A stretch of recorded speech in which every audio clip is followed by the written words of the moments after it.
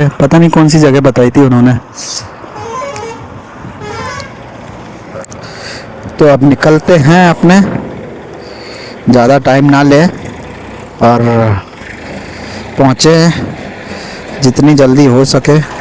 अभी यहाँ से 45 किलोमीटर है अंबाजी, फिर अंबाजी से आएगा आबू रोड। आबू रोड नहीं आएगा शायद, बाईपास निकल जाएंगे। आबू रोड अंदर नहीं जाएंगे, बाईपास होते हुए निकल जाएंगे। तो हाईवेज़ का मज़ा इसी तरह से आता है। अब मुझे पता नहीं क्यों हाईवे का नशा सा हो गया है।